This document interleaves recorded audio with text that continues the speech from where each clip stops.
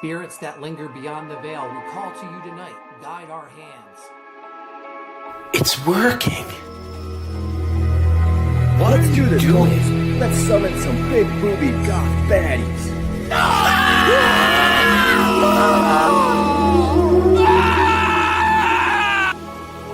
Whoa. Are you okay, bro?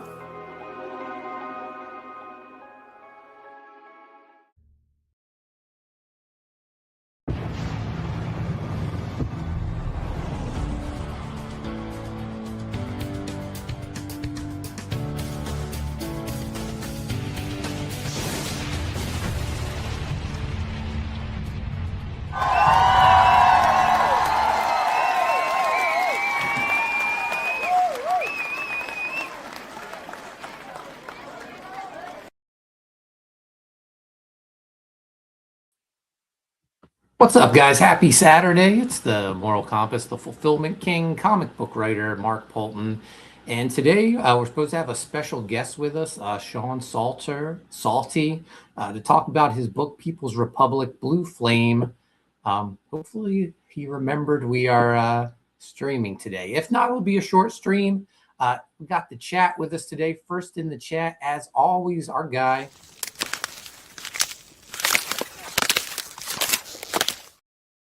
got Ice Pick Mark Penger, and he wants you to know, back the People's Republic Blue Flame on Kickstarter today. Shared the link. Go check the book out. Also follow Salty on X at Salty Draws and his YouTube channel, Salty Savage Show. And check out the Turkey Robot Comics website for more good stuff. Penguin also wants you to know Rob Liefeld is closing pre-orders on his website tomorrow night for his advanced collector's edition versions of Youngblood #5. They're over on Rob Liefeld Creations. I still haven't gotten my copy yet. I'm sort of on the fence. I mean, I'm loving the new Youngblood, but I could just wait like 2 more months and get it for $5 opposed to $35. So it's I don't know. It's something for me to think about. Penguin also throwing up the pizza slice. Thank you so much. We got that new short intro going for us now. But before our guest is scheduled to join us, I want to point out a few things. First up, guys, go sign up for Gun Goth, Footpath, Hostile Assets. Sorry, we got people coming home. Dogs are excited. But go sign up for Gun Goth, Footpath, Hostile Assets, launching May 1st, I believe, guys. May 1st. I've put the date in stone. I'm going to share the link. Go sign up for it. Book's moving along really well. I think we got about 20 pages of art completed for it. It's going to be a 60-page book. It's looking incredible. I'm going to share one of the pages, actually. New page just popped in from artist Edson Alves. I keep clicking the wrong tab. StreamYard, I still haven't fully got in sync with these updates. So things are a little off for me still. Eventually I'll get the hang of it. Guys, I've only been doing this for a few years. But here's the page from Gun Goth.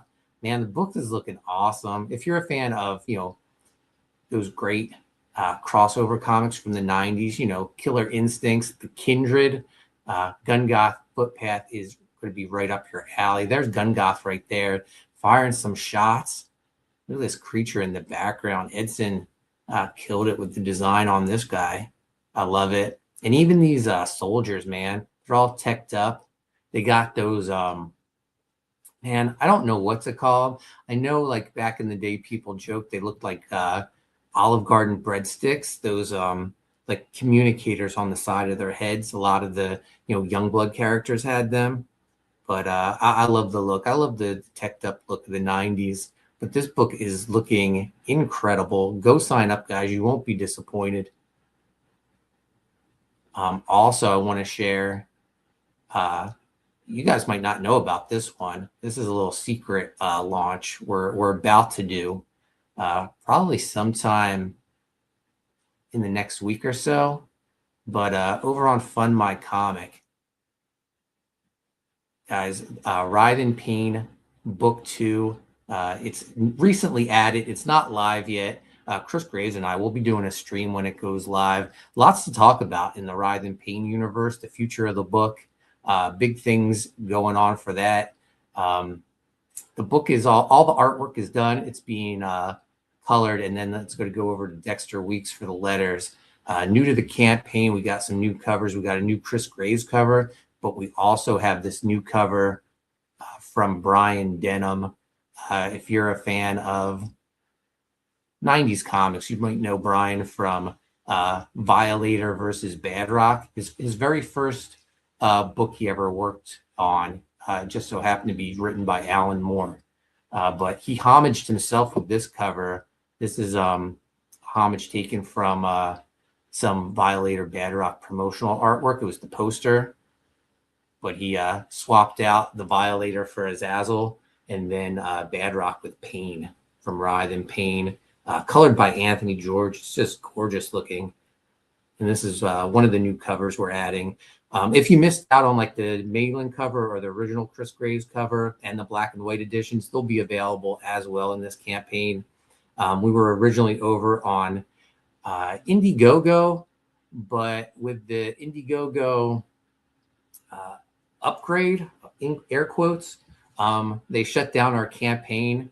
And I honestly, I'll admit, I don't I don't know how to get it back to being active over there. So I just decided to do a Fund My Comic short campaign to get these new covers added.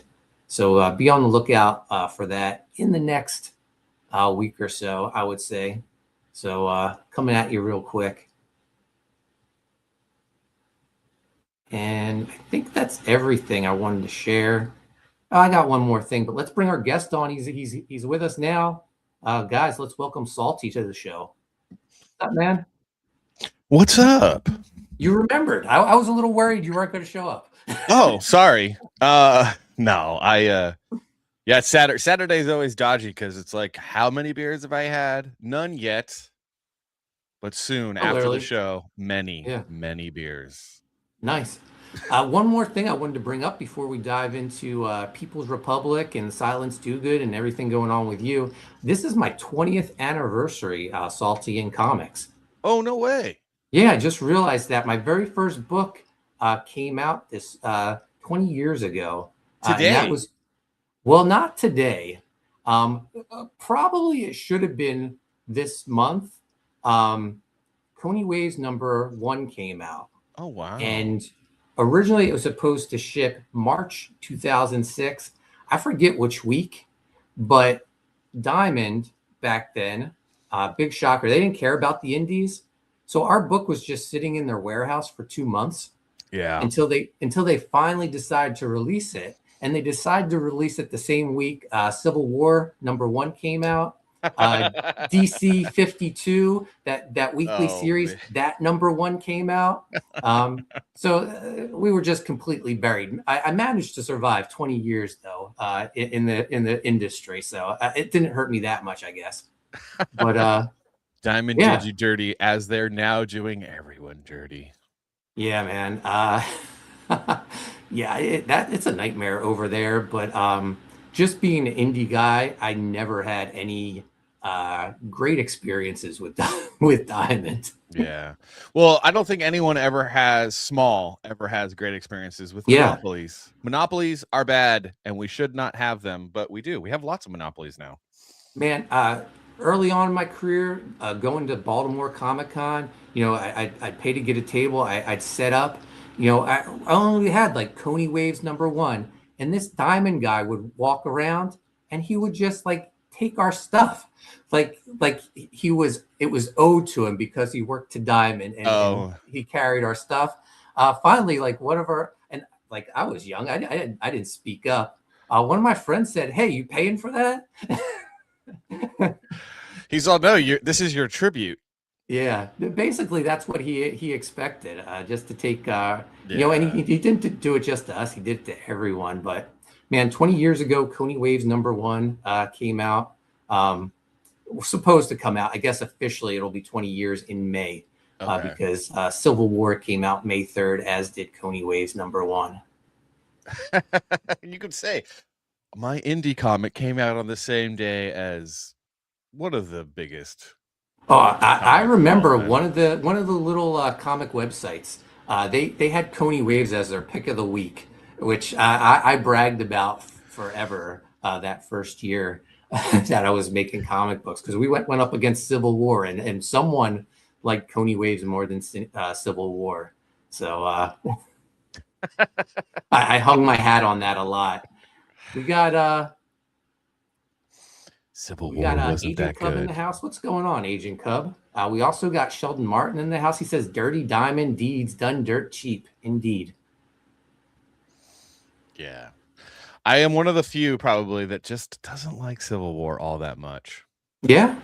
Oh, I don't know. man, I was into it back then. I think I picked up every issue. I didn't like some of the things that spun out of Civil War, but back then I was all in. I think my fandom was still like at a high level at that point. Well, The big crossovers.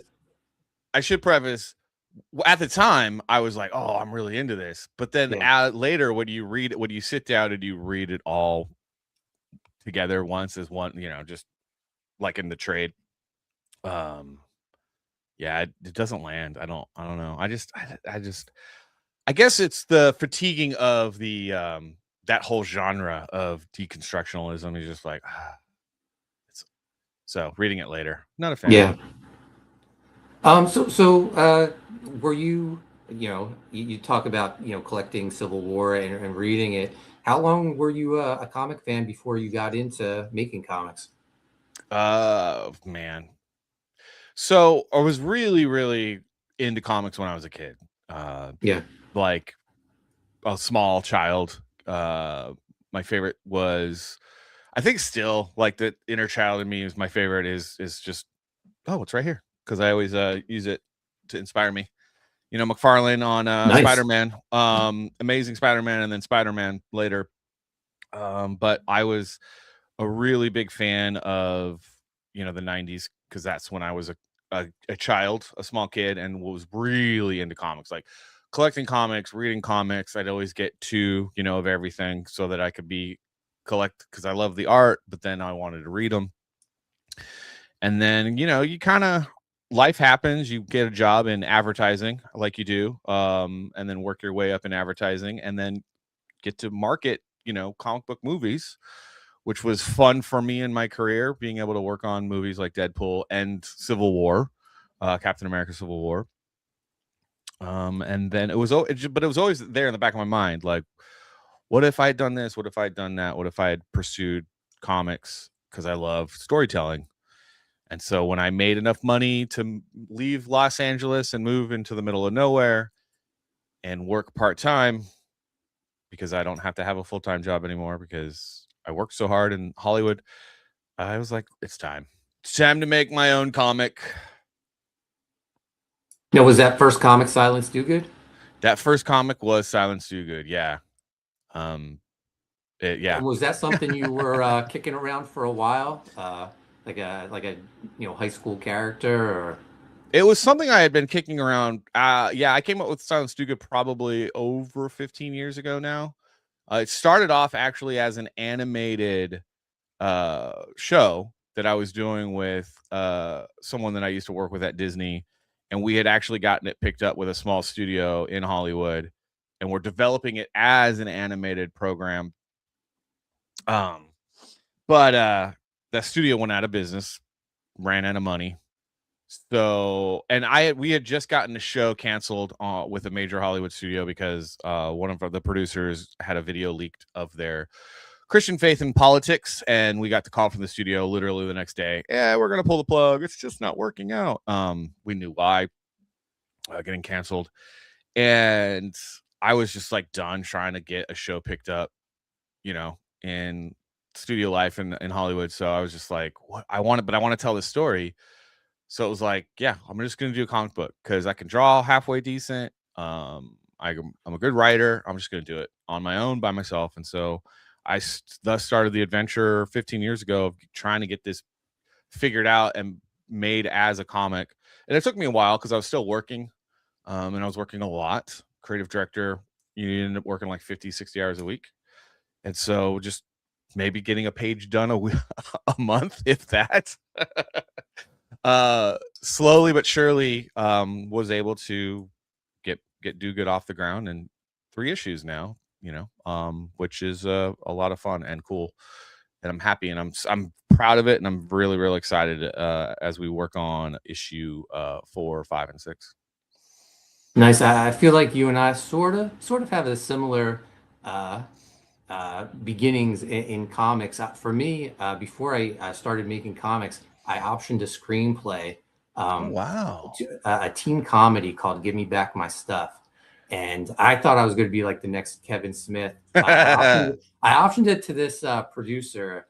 He was a character, man. He invited me out to his mansion in Hollywood Hills. Oh no. I mean, it just looked like a regular house, but it was in Hollywood Hills. Mhm. But it was a crazy time. He took me on a tour of Hollywood, but it wasn't like these famous places. It was like, oh, this is the CVS I used to score cocaine with. This is the bar that I did drugs with Chris Penn. That's how every like a Hollywood person that wants to be cool, that's their Hollywood tour. Their Hollywood tour is like the narcissistic tour of this is what I've done in Hollywood. See how cool this is. It's never like the Chateau Marmont, where John Belushi died in the back alley. It's never that stuff. But he had stopped doing drugs, which was amazing. But now his addiction was like cheese. He would tell me about all these rare cheeses he would buy and eat. I was like, this guy's insane. What am I doing here? Do you remember where in the Hollywood Hills you were, where his house was? Like roughly No. in regards to like Sunset Boulevard or Hollywood Boulevard or anything like that? No. I don't remember. But I do remember he did do the live action adaptation of Fist of the North Star. If you had ever seen. Oh my gosh, that was terrible. But he would tell me, he goes, I get you, Mark. I'm a comic guy too. I did Fist of the North Star. And I was polite. I was like, oh yeah, thinking that's not really that good. You're like, wait, who's optioning my script? Shit. But yeah, so nothing, so many near misses with that screenplay. There was time for the option to get picked up. He told me he was going to pick it up, which meant more money coming to me. So I was excited. And then I got a call from his financial backer asking if I had heard from him lately, because he took the money for my reoption and took off. Oh no.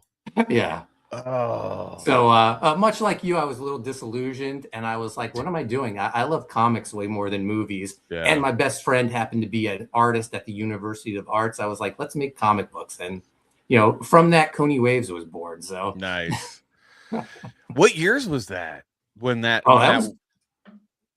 was like that was early 2000s, like when teen comedies were really hot.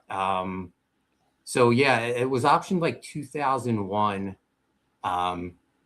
through like 2002. Oh, wow. Okay. Yeah. So yeah, were you living in LA then? Like in the early 2000s? I was still living in Jersey. Oh, okay. But I bought like the creative directory to Hollywood. I forget. I think I heard it was Robert Rodriguez. I bought his book Rebel Without a Crew, and he was like, "You don't need Hollywood. Just buy this book, and it has all the addresses to all the production companies."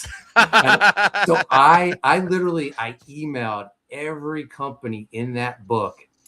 Some I sent physical letters, and a bunch of people responded back that they wanted to read my screenplay. And I had a little bit of a bidding war. And unfortunately, I went with the wrong person. Yeah, well, many such cases in life. Dude. But the crazy story is the other company that was interested in it, when I went out to visit the producer, he was like, driving me around. He was like, hold up, Mark, we have to do a little pit stop somewhere. So he took me to this other office and he just like knocked on the door, barged in, and it was like, hey guys, you remember that screenplay? Give me back my stuff. I signed him. He knew about them because he talked to them and they were talking about the screenplay. So he brought me over there to brag. And I was like, oh my God, this is crazy. It sounds like an episode of Curb Your Enthusiasm. Yeah, it was wild.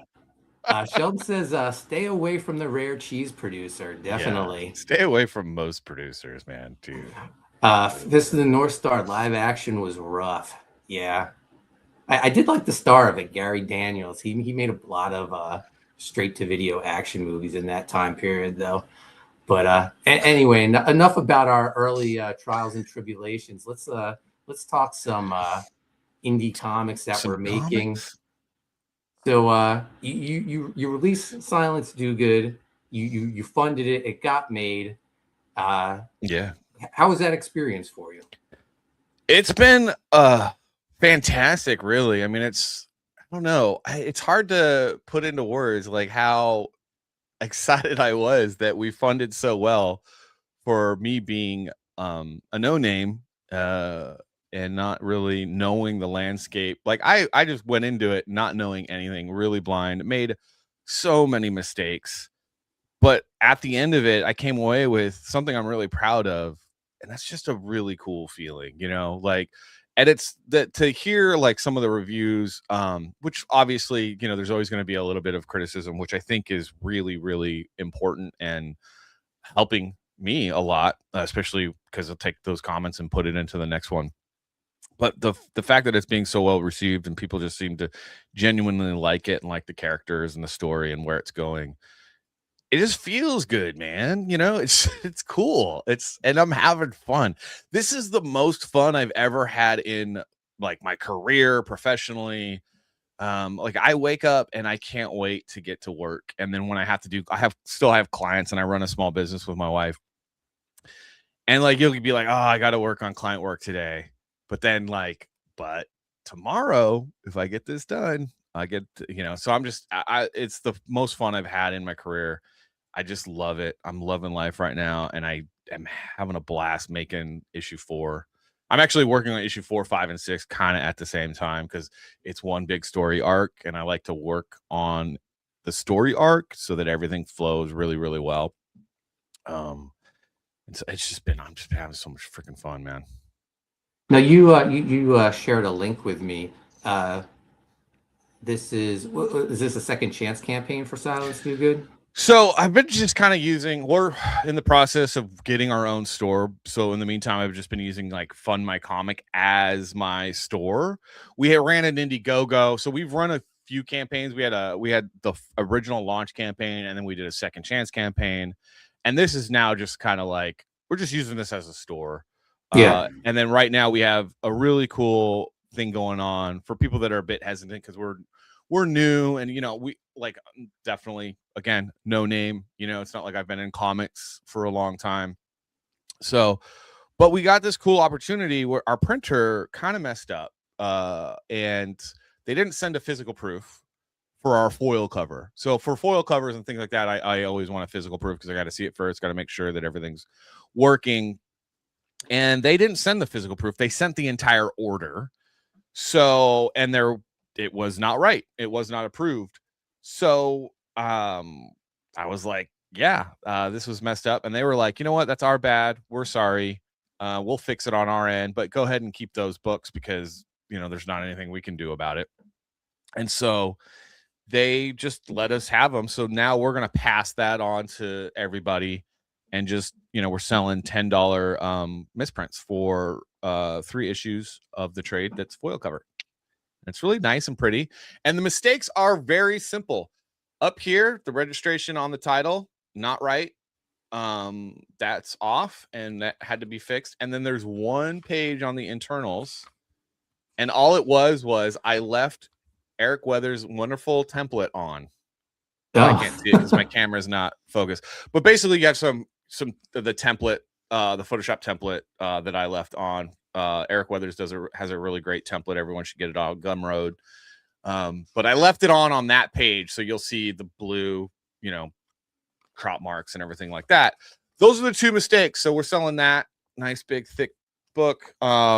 Beautiful foil cover, but it's going to be messed up there on the top. That we're giving it to you guys for $10 plus shipping. So to get you excited about Silence Do Good, because we will be launching the volume 2 campaign, which will be issues 4, 5, and 6 this summer.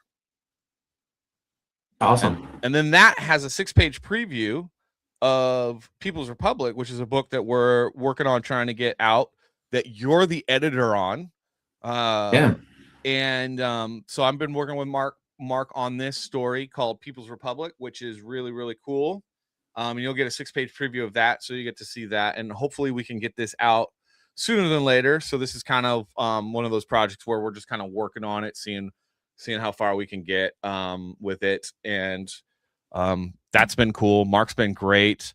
I'm actually I like working with you. I've loved working with you on People's Republic. That I'm like, man, what can I get Mark on other stuff that I'm working on and get his opinion and his eyeballs? Because you've been working in comics a lot longer, and you've got to work with some pretty amazing artists, and getting feedback and getting people's eyeballs on stuff that I'm working on early has been really, and that's the thing that's been so great about like Comicsgate and indie comics space is being able to collaborate with people that have just been in the industry doing it professionally, and being able to get their feedback and get some criticism and get some critiques to make adjustments and make it better has been really, really, really beneficial to us, me especially. And that's like kind of the world I come from. Like, how it is. It's like when you're new to a format or a medium, having people that have done it for a long time be able to give you feedback is really, really beneficial and important. That's how it was in my career. When I started off as a junior, I had guys over me that were telling me all the time, like, no, that's not good. Do it this way, do it, or try this or try that, to the point where then I became a creative director where I was doing it for younger artists coming up. So I just being able to duplicate that model in this indie space that we're in has been phenomenally awesome. Yeah, it's been a lot of fun working with you on People's Republic because since it's a licensed property, it's an existing book. You told me like I can just edit your art. I can't like touch any of the text, which is great for me because I feel like I'm a failed artist who became a writer. Like my dream was I wanted to be a comic book artist. Yeah. But then I realized I'm not good enough, and I'm probably a better writer. Yeah. And but when I write, and you mentioned I work with a lot of great artists. I've learned from working with them and collaborating with them, and I'll send them my script, and they'll say, "Hey, can we change this to a double-page spread or something like that because it'll work better visually?" I'm like, yes, of course, because my whole thing is, even though I'm a writer, what brings me into a comic book is artwork. So I want it to look the absolute best. So I guess to be art director a little bit on your book and tell you, oh, I think it would be better if, we move these panels around, made this one panel spread over to the second page. I think it gives some more impact. So it's been a lot of fun for me. Yeah, it's just cool though too, because it's like I think that's the biggest thing is like going from like I've done storyboard work on animated shorts and my own animated show, but when you're just doing 4x5 16x9 panels, and you have your grid and it's 3 across, and 2 down for 6 on your page, and you just draw because you're doing it for a video screen. So taking that and being like, oh, okay, but then having to do like cool page layouts, oh, that's something I've never done. And so getting feedback on just how to make panels work better, how to make that story flow better, and getting that feedback from you has been really good. And just from the little, the 6 pages that we worked on, being able to, I pick things up really, really fast. So then it's like, oh yeah, I'm just going to apply some of this stuff that I'm learning from guys like you and like Dan Lawless and John Malin, and incorporate that in these coming issues that I'm working on with Science Do Good. Is it okay to pull up the Kickstarter page for People's Republic? Yeah, sure. We can totally take a look at the cool trailer. We got a Kickstarter right now. If you guys want to check that out, please go back it. Our goal is 35,000. We're, about 40% there. And the trailer, the one thing that we definitely do well, we do a lot of things well at Turkey Robot in my company, is we make badass trailers. Yeah, I was gonna bring that up. Let's play the trailer. It's really incredible. Hey, I'm Kurt Schlichter, the author of the Kelly Turnbull series, People's Republic novels. There's 9 of them, but I got great news. There's more. If you like fighting the culture war, you want to jump on our Kickstarter campaign for Blue Flame, the graphic novel. It's amazing. You got all these levels. You got all these things you can get. It's going to be insane. Trying to pump out the trailer. Check out the trailer. You're going to be. It's going to knock your socks off. Blue Flame. Get it soon. A divided America. A new civil war. I was running special ops deep in the blue, but I had enough. I was done, but so was my bank account. This was supposed to be my last job. Quick, clean, set me up for early retirement. Or at least that's the lie I told myself.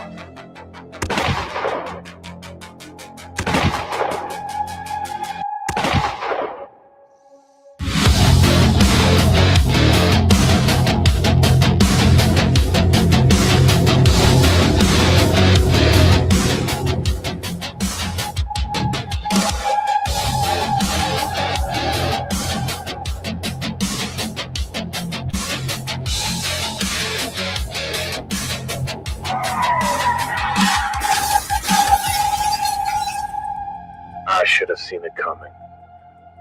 This is California after all. No plans left. Just my 45.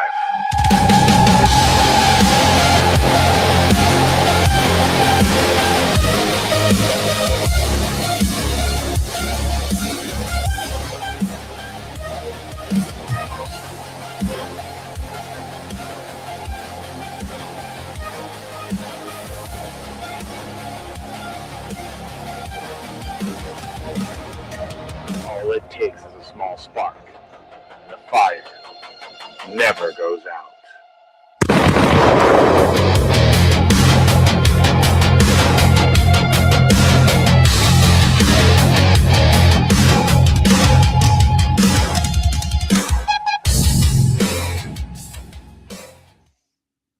What a great trailer. Thanks, man. Did you do that all yourself? Well, so my company that I run with my wife is actually a media company. So I have some people that I work with, and so no. I don't do editing anymore. I hate video editing, but I direct. I'm a director. So my company did it, and the people that I work with are hire out for my company. So if anyone ever wants a cool trailer, just give me a call. Nice. Depending on your, like, we do a large range of different types of video editing for my company, and it's a lot of fun, and it pays the bills and keeps the lights on, so I can keep making comics. Who did the voiceover? Me. I wasn't sure. I wanted to. I thought it was you, but I didn't want to. I like to keep budgets low on my own projects, so hired myself. How did you hook up with Kurt to adapt these into comics? Oh, I've been friends with Kurt for a very long time. We almost going on 2 decades now. I illustrate the covers for the People's Republic for his novel series, which is about 9 books. But me and Kurt have been friends for a long time. We were mutual friends with a guy named Andrew Breitbart. You might know who that is. And then also just part of a group in California or in Hollywood of artists, writers, directors, actors that were all kind of more conservative leaning, and met through basically that group of people, and just been friends for 2 decades. Nice. And so did you have to pitch it to Kurt, or was it his idea, or how'd that go? A lot of so over the years, a lot of people have been like, hey, can you make a graphic novel? You should make a graphic novel. You should make a graphic novel. And he'd kind of like, I don't know. And then he saw what we were doing with Silence Do Good, and he was like, yeah, I think maybe it's time we do a graphic novel. And I was like, okay, I'm down. Nice.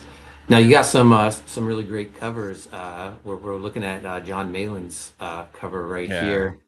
John did an amazing job on his cover. I was blown away when he sent it to me. John's so great. Just again, love being in this space, meeting these people, and just the amount of talent that there is to tap into and info. But yeah, when he came up with this, I was just like, yes. Yeah, it's fantastic. I love it. You also have a great cover by Andy Smith. Yeah, Andy did a great job too, man. Just absolutely love the energy of this. The main character, Kelly Turnbull, crashing out a window. So with this one too, is like this cover, I wanted it to be like treated it like the page 1 of the book. So when you look at this cover and you open it up, you're going into the next frame of the story, which I think is pretty cool. And Andy just knocked it out of the park. And the colors by Jason Wright, who's been tremendous to work with as well. Yeah, no, this looks fantastic, and I feel like it looks a little different from Andy's stuff he's been doing lately with his Barbarian. Yeah, it looks a little more. I don't know, like the Barbarian stuff looks a little more old school, I would say, and this looks a little more modern. I love it. And then we have your wraparound cover. Yeah, so doing a wraparound cover, which I think is awesome. It's the car that they get, and then basically the opening scene is just a long car chase scene that ends in a gunfight. So this is the best car ever. It's a 68 Mustang Fastback. I thought I would use the Mustang as the guy in the script. I don't know if you remember this, Mark, but in the script, it was an SUV that they had been driving in, and I was like, nah, man, we're gonna do it 68 Mustang in honor of Steve McQueen and the greatest car chase scene of all time in Bullet. Yeah. It's funny. I just saw Crime 101, and they referenced Bullet as well in that Chris Hemsworth movie. Oh, really? Yeah. Nice. Yeah, it's dude, it's a classic, man. The only thing that movie needs is a soundtrack. It does not have a soundtrack, and it is painful at times when you're, it's an old movie, and it just, if it had a soundtrack, it would be so much better. And then this is probably my favorite cover. This one right here, also done by you. Yeah, this is the regular edition cover. Cover A. I put it at the bottom because I wanted to start off with the other two guys because their covers are so awesome. But this might be my favorite cover too. It's just the hero holding the M4. So you know what it's about. It's about guns and explosions and awesomeness. Yeah, no, it's a great cover. I love it. I love the different shades of blue. It's again, Jason Wright colors. He makes me look good. Love working with Jason. How many pages is the book? 48 plus. I might end up turning certain things into double spreads and splashes, as I tend to do, because it's just something I like to do. So yeah, it's going to be at least 48 pages. The way that I do things might be a little longer. Yeah. Well, if you're running it by me, I'm going to probably say, yeah, do the double page spread. So here's a look at some of the interior pages. Absolutely gorgeous. I love the use of black and whites with just a splash of red. Yeah. It just felt like for the story and the script, it really felt right to just go with a black and white. Give it that gritty indie comic feel as well. I think it works for the story. Again, just having fun, man, drawing this thing too. It's such a departure from Do Good. Because it's just a darker, more serious story. So yeah, a lot of fun. Yeah, and here's this double page spread that I referenced. Yeah. It turned out great. I love it. I love the one guy flying forwards as the car's crashing. Is that a guy or is that a girl? You can't tell because it's the People's Republic.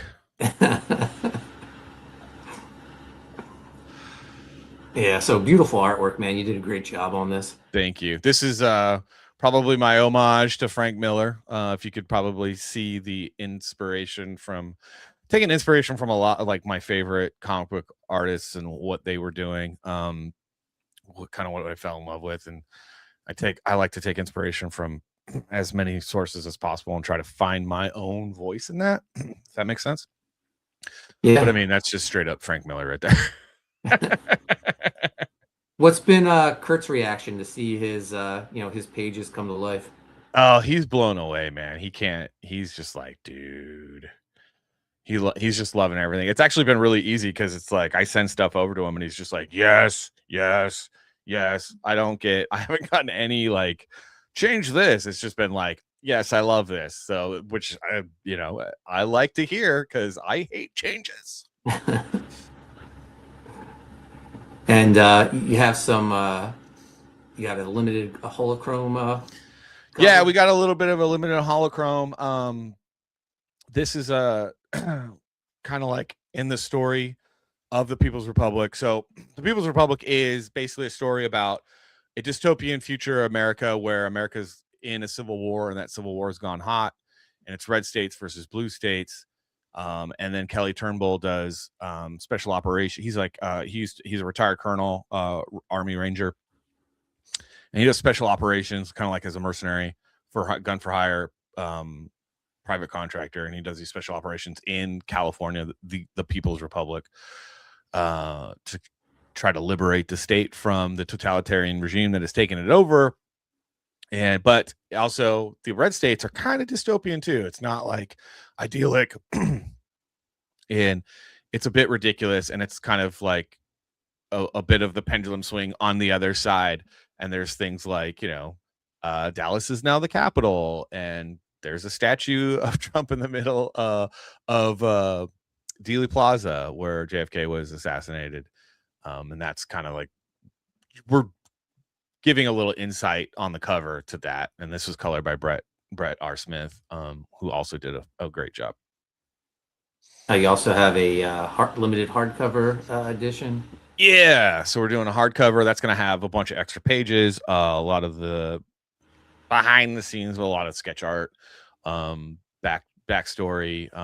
Probably put the cover art from the other 9 novels in there and just give you some extra background story to kind of, because this is a world that's existed in 9 novels, so we'll give you some more info on just the stories that have been happening in this world during this civil war.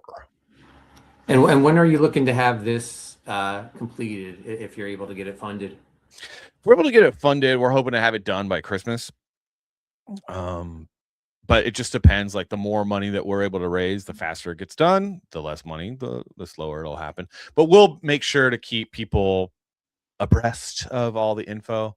We're pretty good at communicating with everyone that's backed and just letting them know how things are going. We like to show progress, so everyone has a really good idea of when they're going to get their book and get their return on investment, their ROI. Now, this is your second project that you've crowdfunded. What are some of the things you've learned between the first project and the second? That Indiegogo officially sucks, and Amen. we should talk about that because I heard you talking about it. I don't, I think just being more efficient. I've gotten way better at presenting, or putting together a campaign. I think this campaign looks infinitely better than the Do Good campaign, when the Virgin Do Good campaign, and even the Second Chance campaign. But as far as producing the book, just way more efficient. Just from start to finish, I'm able to get things like Do Good Volume 1, the first 3 issues took me forever to complete. And I was kind of all over the place, a little disorganized, and then bringing everything together, it was like an extra layer of work, because then you had to like smooth all the wrinkles out because it was so all over the place. And I think now it's just like I've kind of figured out, like, okay, that's not how to do that, that's not how to do this. So now it's just like way more efficient in the process of creating things, and being able to complete pages way faster. So I think, yeah, that. So originally, were you planning on putting this on Indiegogo? Before Yeah, we had a sign up and everything. So we started on Indiegogo before they did the switch over. We had a sign up. We were doing the sign up, and we were pumping the sign up pretty hard, and we were getting a lot of people to sign up. And we were offering through the Indiegogo, we were offering a free trading card and a cover poster. And then they did the switch over. And when they did the switch over, they screwed up my Sons Do Good campaign and my Sons Do Good Volume 2 campaign and the People's Republic campaigns. And we lost all the emails. So we weren't able to access the emails. I had to like request to get the emails so that I could let everyone know it was launching. I couldn't launch from the pre-launch. So because something, whatever happened, I couldn't actually, all the work, all the building out of the campaign that I did, I couldn't launch from there anymore. I had to start over. And that was really, that pissed me off, like big time. Cause I mean, you know how long it takes to set these campaigns up. You got to make all the thumbnail. Like it's just, and it's me doing it. So it's just a lot of work, man. And I was just really pissed. And then just the customer service on it was really frustrating. And then I don't like the back end now. The back end is a nightmare to do. It's way overcomplicated. That was the biggest plus of Indiegogo, how like creator friendly the back end part of it was, getting the addresses and separating the reward tiers. Now it's a nightmare, and it stinks because I have like 2 campaigns I still gotta fulfill, Ride in Pain, and then well, actually I guess 3, because I guess I'm helping John with Black Riding Hood and Godlike 2. So I'm not looking forward to that. It's going to be a nightmare. Hopefully I get a little better at navigating that part of Indiegogo. But yeah, no, I thought it was like such a great user-friendly site for creators. And then for some reason they decide to make it the complete opposite of that. Yeah, it's so scratch my head, like, what were you guys like? There's nobody on the planet that thinks this was a good idea, or is. I almost feel like they decided they wanted to get rid of comic creators, so they said, let's make this impossible for them. Yeah, that's what it feels like. But at the same time, like, you think about it, it's like, okay, like, oh, I want to do video games. Yeah. If I'm trying to create a video game, this is not this, like, I can't imagine how this is beneficial to anyone.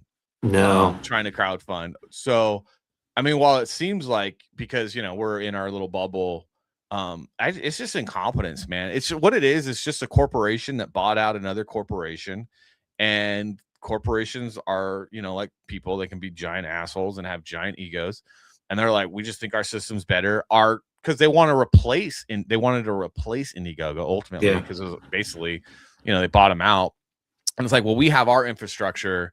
So rather than train our guys on your infrastructure, we're just going to fire all your guys, and then we'll just transfer over, the structure, so that our guys are familiar with it. That's all. And it's like, I don't even know. Like, it's just, it's just so dumb, man. Yeah. It's just dumb. It's just corporate, bullshit. The downside to, well, we don't really have a free market system, so Keynesianism is our system, and it's basically communism in the slow lane. So fun. Sorry, I'm an economics nerd. Well, the good news is People's Republic is on Kickstarter and Silence Yeah. Too Good is on Fund My Comic.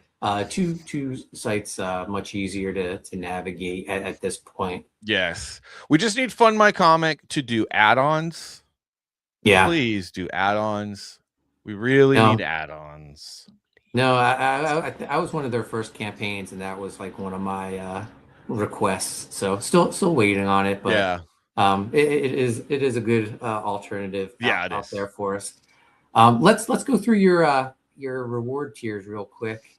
You got the featured tier. That's the Merc Readers Edition. Tell us everything that's included in that. Yeah, so man, I need to have this pulled up. I'm gonna click the link. Can I click the link? Dang it, I can't click the link. Let's pull this up so I can actually read it. So the readers tier is basically like just get the good stuff tier. It's got the hardcover, it's got the regular edition cover, and then we have some cover posters, which are some great art. If you like cover posters, I love cover posters. And then I think some, what is it? Poster card art. Oh yeah, poster card art. So this is for those Kelly Turnbull fans. So it's 9 postcard little postcards, actual postcards that you can mail if you wanted to, but it's just the cover art from the series, the 9 book series. And what size are the mini posters? So the cover art posters are the size of a comic book. Okay. And then you have the Scout tier. What's that? Just support? So the Scout tier is support the campaign, but also allows you to, even after the campaign closes down, when we fund, it just allows you to be able to back at any time, essentially. Mm-hmm. So from now until delivery time, it just gets you in the game. It also you'll get all the communications. You'll get, be able to know how the project's going. It's for people that are unsure if we're going to deliver. We always deliver our books. We've fulfilled 3 campaigns now. So, yeah. But yeah. And then we got my favorite cover A, $25.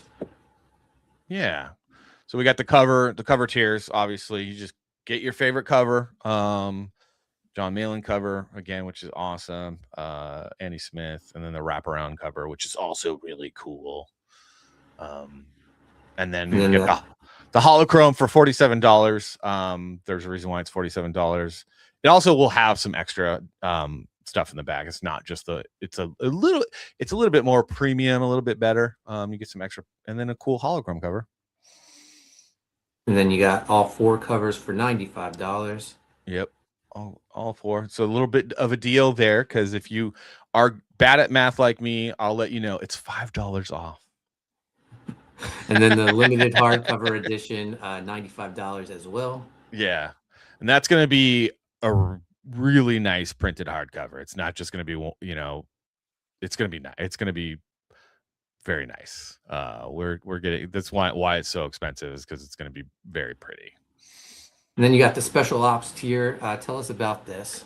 So special ops tier, I believe it's just the regular edition. Again, this is probably more for the people that are already People's Republic fans, but it's the regular edition plus 11x17 art posters of the novel series covers, and then 9 postcards of the same art. Nice. And then Strike Force, just the books. Just the books. That's for people that just want the books. Nothing else, just the books. Nice. And that's all for regular covers, the foil cover, and the hardcover. Yeah. And then Black Ops The Works. Yeah. So this is... Oh, Black Ops The Works. So yeah, you skip past the library. Oh, did I? Oh, is it? I don't think so. Is it not showing? The library's not showing? The library's next. Oh, I skipped past. So duh. So yeah, the works is kind of like, it's all the books plus cover like an art poster or I think a trading card postcards, and then the 11 by 17 art posters. And then here we go, the Yeah. Commander of the Library. So that's the 9-book series. It's a exclusive limited edition hardcover. They're hardcover dust jacket. Again, really nice print. This is for those Kelly Turnbull fans. But if they haven't gotten all 9, it's an updated set too. So like when it's on your bookshelf, you'll see art on the spine. It's really, really cool. So it's very cool edition. Yeah. And then the Warlord. Yeah, that's literally everything. Literally everything. Wow. Yeah. Incredible. So that's the 9-book series. That's all the comics. That's the posters. That's literally everything. And there's more. You could be a founder, the producer. Yeah, this is for our Hollywood friends out there if they want to invest, because Kurt has been kicking around the idea of trying to produce it as a television show. Like that's for serious people that want to invest, because honestly, when you read the books, you're like, this should be a television show. So that's for those people. So there you have it, guys. By the way, we got 147 people watching on X, YouTube, Facebook. If you're new to the channel, hit subscribe, hit notifications. We're talking People's Republic with Salty, artist, creator of Silence Do Good. And it's an incredible looking book, guys. Go back it, support Salty, support indie comics. Is there anything else you'd like people to know about the book? We're getting close to the 3 o'clock hour. No, it's going to be awesome. It's going to be a very good book. It's going to be very good. Because Mark is helping edit it. We got Eric Weathers' letters, and then me, who's just getting better at this. It's going to be good. You're already really good at it, man. That artwork is incredible. Thank you, man. I had a lot of fun working with you, collaborating on the project. So let's get this funded, keep it going. Also, guys, if you're looking for a deal, go over to Fund My Comic. Get Silence Do Good for $10. Has a foil cover. You won't even notice those 2 little miscues on it. Nope. It's a good way to jump into the series that is a lot of fun. Everyone's gonna love it. It's a teenage Ben Franklin that gets caught in a war in the future, travels to the future, and is caught in this kind of crazy battle that's happening. And it's basically, what would one of our most legendary founding fathers think of the world that we are creating? Awesome. Salty, where can people find you at? Find me on X at Salty Draws. Find me on YouTube at Salty Draws. That's draws, not my underwear, but I draw. Okay. Nothing about my underwear that you need to know. Yeah, Salty Draws on X or YouTube. You can find me there. DM me, say hi. What up? Awesome. Thank you so Mark, much. Thanks for having me, man. Thank you for having me. Chat, thank you for tolerating my ramblings. I love coming on here and talking to you, man. And again, when do we get to see, what's his name? The puppet. What's his name?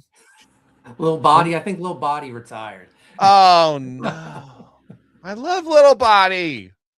Yeah, we'll have to bring him out of retirement. Maybe next time you come on, he'll be a surprise co-host. Thanks for having me, man. I appreciate it, truly. Yeah, no problem. Thanks to the chat for joining us as well. And good luck with the book. If you'd like, as it gets closer to close out, hop back on the channel. We'll promote it some more. Thanks, man. I appreciate it. All right, guys, that'll do it. I'll be back tomorrow. We're talking Killer Clowns from Outer Space on the Haunted Pizza Horror Movie Club. We'll be back 5 p.m., so tune in for that. Thanks for watching, guys.